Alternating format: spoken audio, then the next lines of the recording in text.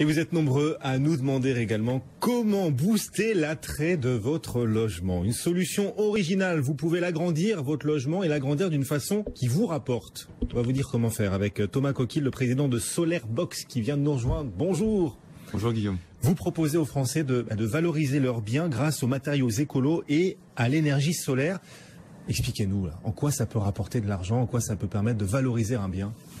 Alors en effet, nous Solarbox, on est une entreprise innovante qui propose des solutions standardisées en bois pour répondre à toute une multitude de besoins qui vont de la simple extension d'habitation au studio qu'on va pouvoir mettre dans son jardin pour accueillir de la famille ou pour le louer. Même jusqu'à la véritable petite habitation, puisqu'on va nos solutions de 5 à 65 mètres carrés. Un palace pour des Parisiens. En effet, au prix du mètre carré à Paris, ça vaut vraiment le coup. On nous a déjà demandé si on pouvait en placer sur les toits parisiens, c'est vrai. Vous ne pouvez pas d'ailleurs, c'est interdit ça. Techniquement, c'est pas interdit, mais après ça dépend des règles à la fois du syndic, c'est la surélévation, ça. Et à la fois aussi des contraintes d'urbanisme et du patrimoine protégé. Donc en fait, beaucoup de gens viennent de plus en plus à nous pour pouvoir valoriser leur patrimoine.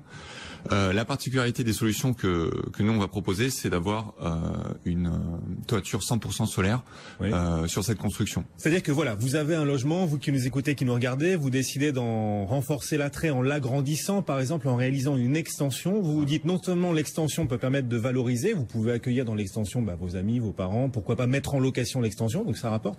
Mais en plus, cette extension, elle est nourrie à l'énergie solaire.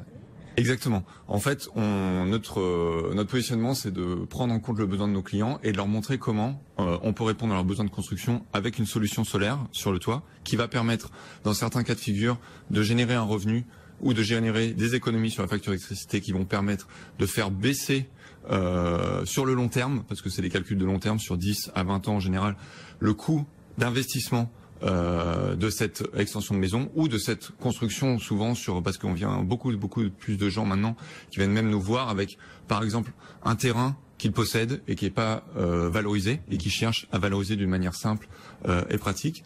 Et donc créer cette extension de maison grâce au solaire, ça permet de faire ce levier sur le financement de manière extrêmement astucieuse, tout en étant acteur de la transition énergétique. Et justement sur le financement, je me souviens qu'à une époque, on avait parlé de vous il y a quelques mois, et à cette époque-là, on estimait que globalement, le fait de pouvoir vendre l'électricité que j'allais produire allait pouvoir financer quasiment à 100% l'achat de l'extension que vous proposez. C'est toujours le cas aujourd'hui? Alors c'est toujours le cas, ça dépend en effet de la nature du projet que vous visez et de sa taille, en effet, si vous choisissez de revendre l'électricité à EDF, ce que vous pouvez faire, mais vous pouvez aussi choisir de la garder pour vous et de l'autoconsommer.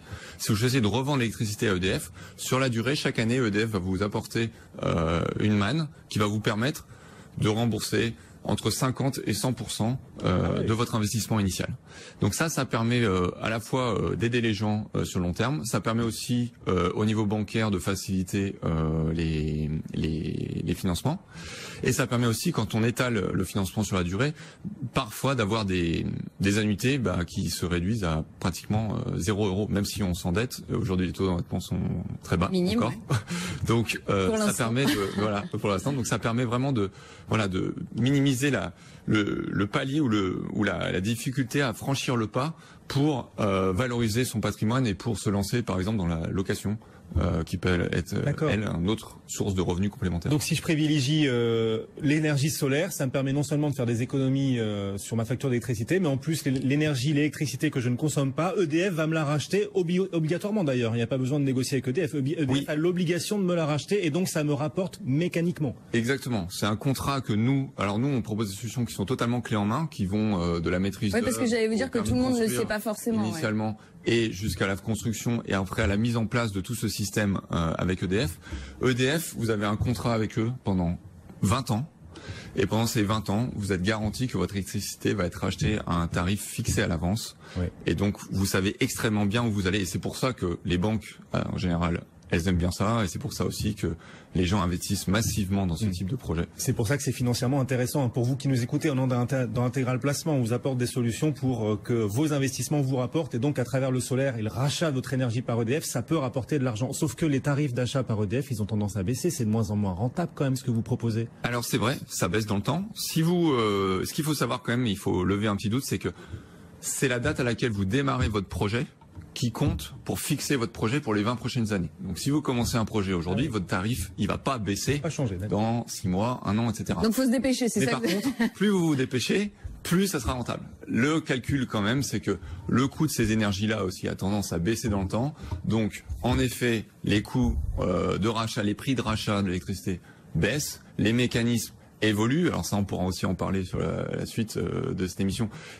La stabilité de ce que l'État dit sur ces mécanismes-là, c'est un sujet important. Mais aujourd'hui, c'est favorable, c'est très favorable, et il faut en profiter. Et c'est SolarBox, donc le nom de votre société, qui vous permet par exemple d'étendre votre bien immobilier pour pourquoi pas en plus créer une pierre en plus et la nourrir à l'énergie solaire. Certains choisissent vos solutions d'énergie solaire pas forcément pour des raisons financières, mais aussi tout simplement parce qu'ils veulent être autonomes sur leur accès à l'électricité. C'est ça. Il y a une méfiance, je sais pas, vis-à-vis d'EDF, vis-à-vis du système. En général, c'est très à la mode d'être méfiant vis-à-vis du système. Est-ce que le solaire, c'est l'autonomie? Est-ce que l'autonomie, c'est quelque chose qu'en soi, les gens recherchent? Alors il y a beaucoup de choses qui se télescopent en ce moment dans la société quand les gens cherchent un projet solaire. C'est pour ça que le premier message que nous on délivre à nos clients quand ils viennent nous voir, c'est pas on va vous financer gratuitement votre construction, c'est grâce à nous. Vous avez un projet, nous on va vous aider à devenir un acteur du futur, un acteur de la transition énergétique à travers votre projet de construction. Et on va vous montrer comment le solaire peut être avantageux pour vous. Alors c'est vrai qu'aujourd'hui il y a de plus en plus de gens, on l'observe, nous ça fait déjà près de 4 ans qu'on est sur le marché, et on peut vous dire que la psychologie des gens, les mentalités des gens quand ils viennent nous voir a vraiment déjà beaucoup évolué, et on pense que c'est une évolution qui a vraiment aucune limite devant elle.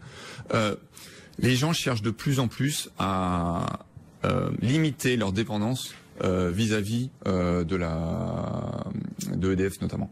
C'est-à-dire que il y a un grand intérêt pour cette indépendance énergétique qui est une sorte d'égoïsme, si j'ose dire. C'est pas forcément être écologique en soi, mais c'est être de moins en moins dépendant du système, être de plus en plus autonome, avoir des factures d'électricité qui sont de moins en moins élevées, et aussi quand je consomme de l'électricité chez moi, parce que j'ai peut-être envie d'augmenter mes consommations, j'ai envie d'améliorer mon confort, j'ai envie d'avoir une voiture électrique par exemple, et ben j'ai pas envie que ce comportement-là ait un impact négatif sur la société, sur l'environnement, et donc j'ai envie de me dédouaner un peu de tout ça et de, à travers cet investissement-là, de participer à l'élan qu'il y a aujourd'hui sur voilà la nécessité de produire son électricité de manière propre. Et d'ailleurs, concrètement, quand vous regardez votre clientèle, en part, vous avez plus de gens qui vous disent oui, je veux revendre mon électricité à EDF, ou non, j'ai envie vraiment de consommer l'électricité que je vais produire. Alors, ça dépend. On est un peu à la croisée des chemins aujourd'hui. D'ailleurs, le gouvernement, l'exécutif cherche à renforcer la motivation des gens à autoconsommer de plus en plus leur propre électricité. On est à la croisée des chemins parce que, en termes de discours et de médiatisation, il y a beaucoup de messages aujourd'hui qui sont envoyés vers la nécessité de participer à cette transition énergétique. Il y a eu la COP21 l'année dernière. Il y a le gouvernement qui a mis en place beaucoup de choses très positives sur le dernier quinquennat. Il y a de grandes sociétés qui aujourd'hui, comme Engie, on est partenaire d'Engie sur certains de nos projets, qui sont lancés, et c'est tout à leur honneur, à 100% dans cette démarche d'aider les gens à devenir des acteurs aussi de la transition énergétique chez eux. Aujourd'hui, les gens demandent vraiment de plus en plus, on a peut-être 1 personne sur 2 aujourd'hui par rapport à 1 sur 10 il y a 3-4 ans, qui souhaitent être consommateur de sa propre électricité. Et en plus, ça peut rapporter de l'argent, vous le disiez, puisque ce qu'on ne consomme pas, on le revend automatiquement à EDF qui nous l'achète, et ça rapporte. C'est ça. De financer l'opération. Il vaut mieux, du coup, quitte à construire avec du solaire, le faire dans le sud de la France plutôt que dans le Pas-de-Calais, non? Enfin, pas forcément. Ça rapportera plus d'argent, non? Pas forcément. C'est sûr que ça rapportera plus d'argent ou plus d'économies dans le sud de la France avec le même investissement, c'est sûr. Par contre, là où il faut lever une petite incompréhension qui est en général chez les gens, c'est qu'on observe en général une différence d'ensoleillement de l'ordre de maximum 30% en moyenne à l'année entre le nord et le sud de la France. Est-ce que si je gagne plus de 30%... Ouais, c'est pas mal quand même. C'est beaucoup. Mais les gens ont souvent en tête que des fois ça va être 2 fois mieux dans le sud que dans le nord. Non, les champions, ça reste quand même les Allemands qui sont encore plus au nord. Exactement, on est tout à fait d'accord. Les Allemands ont énormément de solaire et ils en ont à peu près 6 fois plus que nous et ils sont bien plus au nord que nous. Juste les tarifs quand même avant de se quitter. Vos tarifs. Ah oui, nos projets, ils vont en général, il faut compter une fourchette de l'ordre de 20 à 80 000 euros en fonction de la surface. Donc pour réaliser une extension. On est entre 1000 et 1500 euros le mètre carré pour réaliser une extension solaire compris. Voilà. Ce qui est ultra compétitif. Et une extension que vous pouvez par exemple mettre en location aussi. Et ça aussi, ça vous permet de gagner un peu plus d'argent encore. Merci beaucoup Thomas Coquille, le président de Solar Box, et Marie-Cœur de Roy chaque matin avec nous. À demain Marie. À demain.